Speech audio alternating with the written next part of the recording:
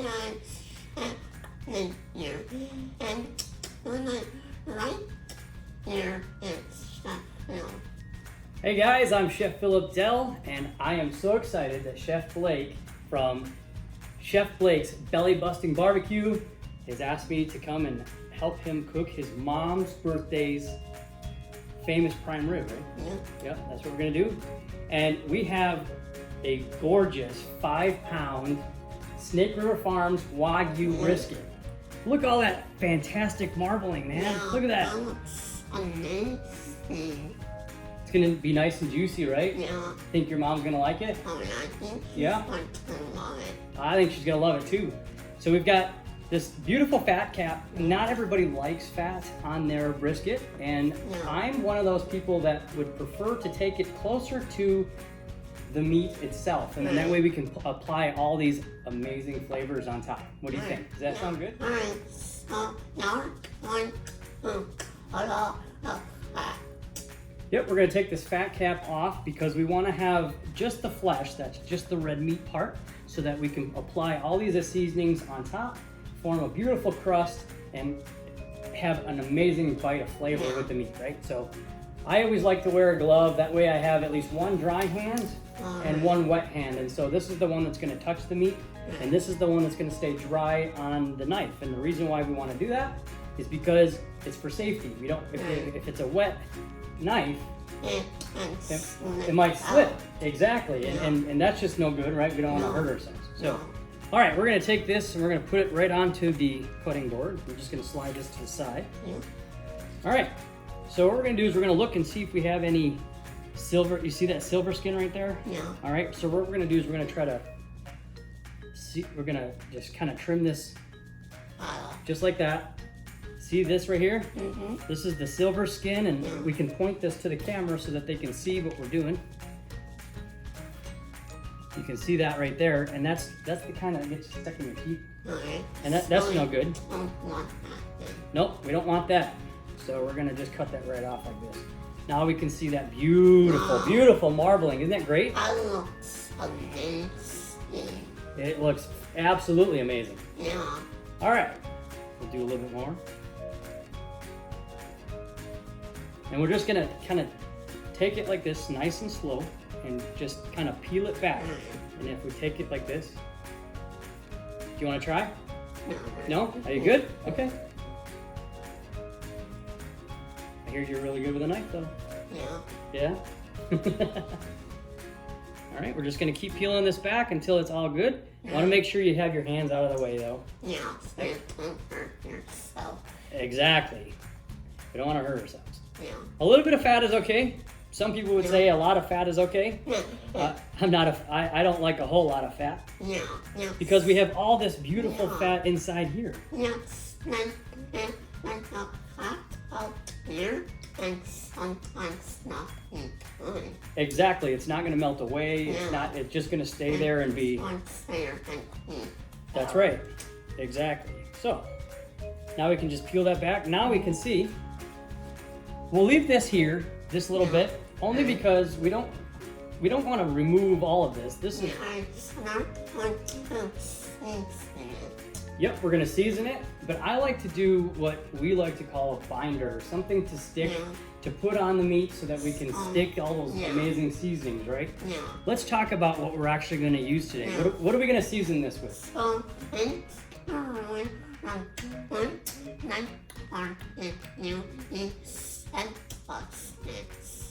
So Roy, good night. This is amazing beef rub. I can't wait to use this on this prime rib. And what else are we gonna use? We're gonna use this one right here.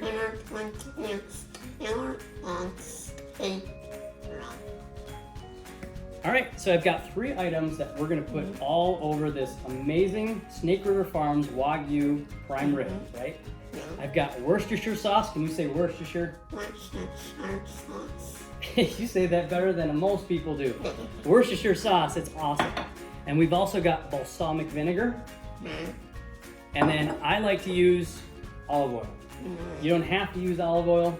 You don't have to use any of these things. But this is just something that I like to do. It kind of adds to the crust as it's cooking. All right, so I'm gonna put another glove on. It just makes it easier for cleanup, right? Yeah. So I'm gonna take a little bit of Worcestershire sauce, just kind of put it all over. Yeah. And then Do you want? rub it in. I'm gonna put some more on there. Do you want to just rub it all over? Yeah, I'll rub it. Go ahead and rub it all over there. All over the whole thing. Yep. Yeah. Exactly. That's great. Yeah, that's nice. Make sure you get some on this side here. I'll give you a little more. Okay. Alright. Rub it all over that. Yep. Just like that. Both sides. Make sure to do all of the sides, not just one. Yep. All over the sides, and the top, and the bottom, everything. Yep. Okay, so now we're going to take some of this balsamic vinegar. Now, balsamic vinegar has natural sugar in it. It'll caramelize and form a beautiful crust as it forms with the seasoning. So that's why I like to use this. Add a little bit. Go ahead and rub that all over just the same way. And last, we can Worcestershire sauce. Just like the Worcestershire sauce. Yep, exactly. All right, this is awesome. Yeah, Let's put a little bit more in the back. Yeah, Just like that. Go ahead. Amazing. Doesn't it look amazing? Smells amazing too, right? Yeah. Alright, so I put our and our going to season it. Yep, we're gonna season it. We're gonna cover this whole thing first with Ray Goodnight's Barbecue Company beef rub, right? We're gonna do that first as a base layer, and then we've also got Killer Hog steak rub. Now, and I actually said that a little bit backwards. I think we're gonna start with the steak rub first, only because it's more granular, and we want it to stick to the beef. Right. Make sense? Yeah. Okay, so I like to take mine a little bit higher up like this, and if it doesn't open up or come out very well, you just open it up a little more Alright. and shake it side to side like this. So how much do we want to put on? So I like to see it's like the way I was taught is that you put it on like it's heavy salt and pepper. So Alright. a little more than you normally would.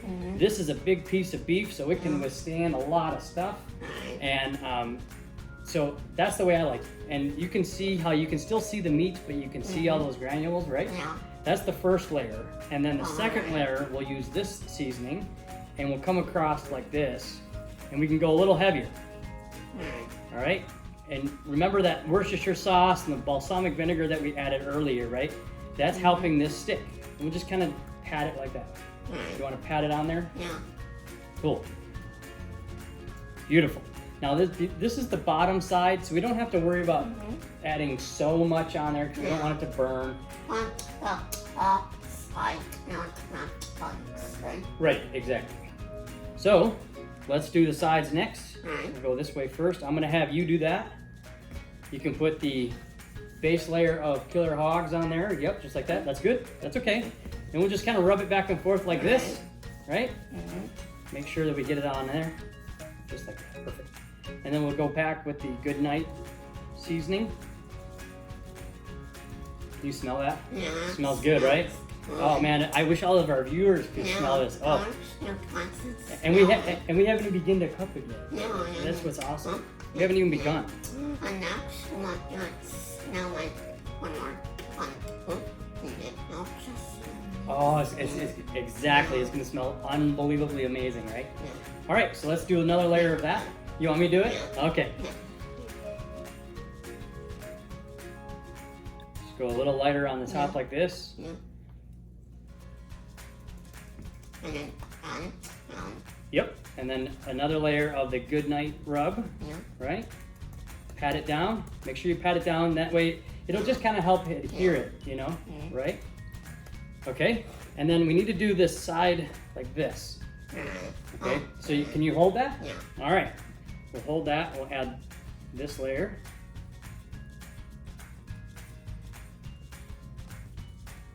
And a little bit more of the Goodnight beef rub. Man, it smells good. Yeah. Right? Okay, and then we've got one more. So we've got one more layer. The top side, right? This is the one that makes it really, really beautiful, you know? This is on our 21 north and on the other side. Exactly. So, all right. So let's make this one really, really beautiful on top. Just like this, back and forth. See how it's nice and even? Yeah. And then Okay, and then we get the last one like this. Yeah. And one thing that we should note is that this prime rib, before I like to cook them, I like to leave them at room temperature for a little while. It just kind of helps the cook be a little bit more even, right? So I'll just do a little bit more on this beef rub, man.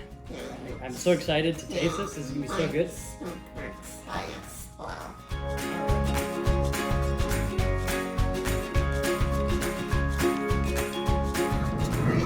All right, so I'm gonna set this in here first, just like that. And I like to do the back end, the heavier end, towards the back of the smoker, right? Does that sound good? Yeah. Set this in here like this. And we want to put the probe into the thickest part of the meat, right? So we want to do it right to about there, right? Yeah. So I'm going to go in right through here. So it's been on our RecTech 700. Oh my gosh. Doesn't this look good? Look at that.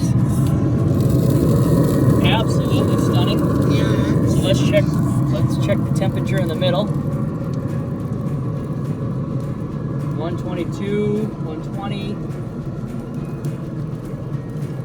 I think we're ready to rest. Yeah. It's going to be rare in the center. Yeah. Some guests really love that.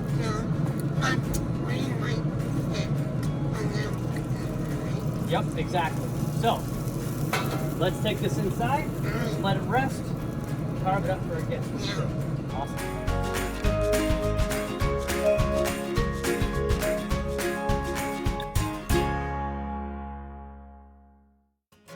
What do we do? So we put all the goodness on and then smoke it on the RecTech 700 and then fry it up in here and then rest for about 30 minutes. That's correct. So And now we're going to cut into it and see how it looks. Exactly. So we took it from we smoked it, we seasoned it with all those amazing seasonings. We took the balsamic vinegar and the Worcestershire sauce, we put that on it, covered it in seasonings, took it out to the RecTech 700 using competition blend, right?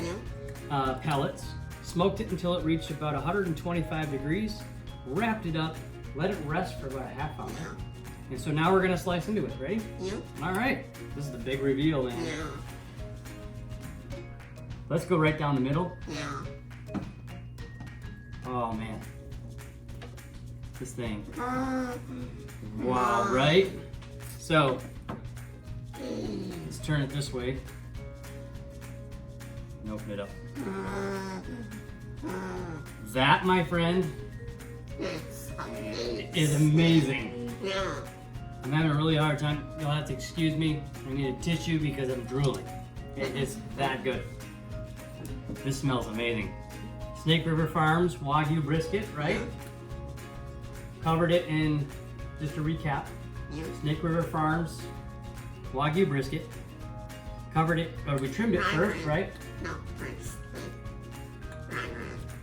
Right. Did I say brisket? Yeah. Thank you for that. You know, old age, I'm telling you, I can't, don't know what to do. So this is a prime rib. It's not a brisket. It's Snake River Farms Wagyu prime rib. We trimmed it all up. We covered it in our Worcestershire sauce and our balsamic vinegar. We used those famous seasonings. We took it out to the RecTech 700 at 275 degrees. Little disclaimer, we did amp it up a little bit just to give it a nice caramelization to 325 until it reached until it reached internal temperature of 125. Brought it back in, covered it up, let it rest for 25 minutes or so, half hour, and then we sliced it, and now we're ready to eat it. Yeah. Chef Blake, I have to thank you for being on your show today and having me as a guest. Thank you for coming. I appreciate that. Anytime, man. Remember, I said you look at your cooking. Yeah. See you later.